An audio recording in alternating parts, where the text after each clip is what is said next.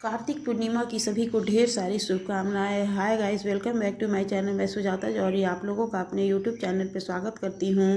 तो आइए आज जानते हैं हम कि कार्तिक पूर्णिमा के दिन हमें कैसे पूजा करनी चाहिए। तो जो लोग कार्तिक स्नान करते हैं या नहीं भी करते हैं तो वो लोग भी कार्तिक पूर्णिमा के दिन पूजा करते हैं। तो इस तरह से देखिए, मैं कार्तिक पूर्णिमा को पूजा कैसे करती हूँ मैं वही अपने वीडियो में दिखा रही हूँ। मैं ये वीडियो नहीं बनाई हूँ, मैं पूजा कर रही हूँ, उसी का वीडियो बनाकर डाल रही हूँ।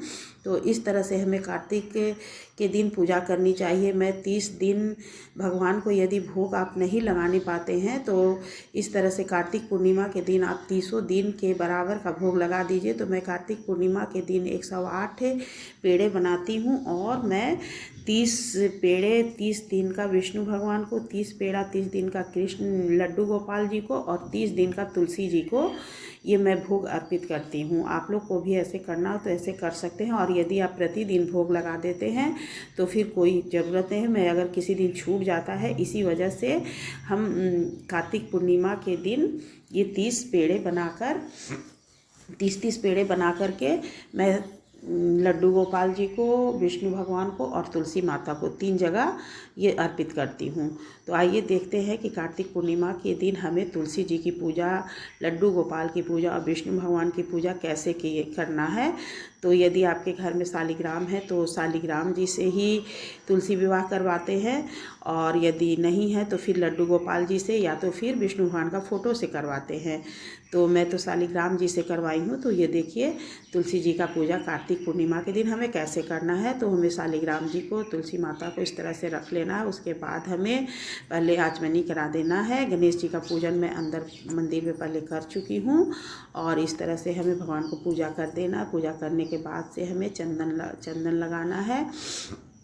चंदन लगाने के बाद से कार्तिक पूर्णिमा के दिन आप लोग भी जैसे पूजा करते हैं वैसे करिएगा, लेकिन मैं जैसे करती हूँ मैं वही दिखा रही हूँ। उसके बाद से फिर हमें तुलसी जी को सिंदूर लगा देना होता है। कार्तिक में यही 5 दिन सिंदूर तुलसी माता को लगता है, एकादशी से लेकर पूर्णिमा तक का। बहुत लोग तो पूरे साल भर लगाते हैं, लेकिन ऐसे साल भर सिंदूर लगाना नहीं चाहिए। और एक बात का ध्यान देना चाहिए कि अब तुलसी जी का विवाह शालिग्राम जी से हो गया, तो इनका जो तुलसी दल है वो अब किसी को खाना नहीं चाहिए, सिर्फ शालिग्राम भगवान जी को ही चढ़ सकता है और ऐसे नहीं खाना चाहिए तुलसी दल। आप दूसरे पेड़ का पत्ती तोड़कर मतलब अपने भगवान लोग को भोग लगाइए और उन्हें प्रसाद के रूप में खाइए, लेकिन इनका पत्ता नहीं खाना है। और इस तरह से देखिए, फिर हमें एक दीपक जला देना है। मतलब साधारण विधि से ही मैं पूजा दिखा रही हूँ, मैं वीडियो नहीं बना रही हूँ। तो इस तरह से हमें पूजा कर देना है। और पूजा करने में एक दीपक मैं शालिग्राम भगवान जी को लगा दी और एक भी तुलसी माता को। और ये देखिए, विदाई के दिन, तुलसी जी का विदाई के दिन हलवा पूड़ी ज़रूर बना चाहिए। आप कुछ भी चढ़ाइए या ना चढ़ाइए, लेकिन हलवा पूड़ी आप बना करके उस दिन ज़रूर से चढ़ाइए।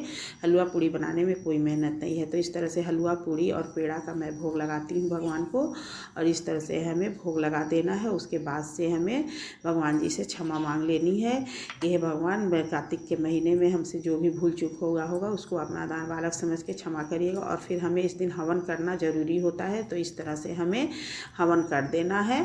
आप थोड़ा सा ही हवन करिए, 5 बार ही करिए, लेकिन हवन करना ज़रूरी होता है। तो इस तरह से हमें हवन कर देना है, क्योंकि हवन करने के बाद से भगवान लोग का विदाई हो जाता है। फिर हमें इस तरह से आरती कर देना है, ओम जय जगदीश हरे।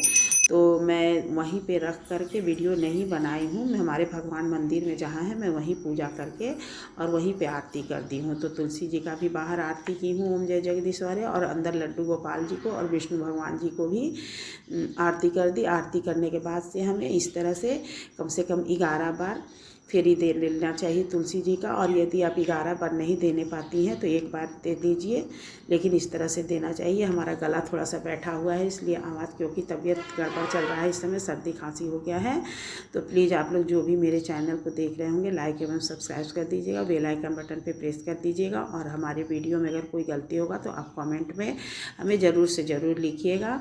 और इस तरह से हमें कार्तिक पूर्णिमा के दिन विदाई करना होता है। और शाम में हमें दीपक जलाना होता है, क्योंकि इस दिन देव दीपावली होता है। इस दिन सभी देवता धरती पे उतरकर भगवान जी का देव दीपावली देखने के लिए आते हैं। तो प्लीज़ कमेंट में राधे राधे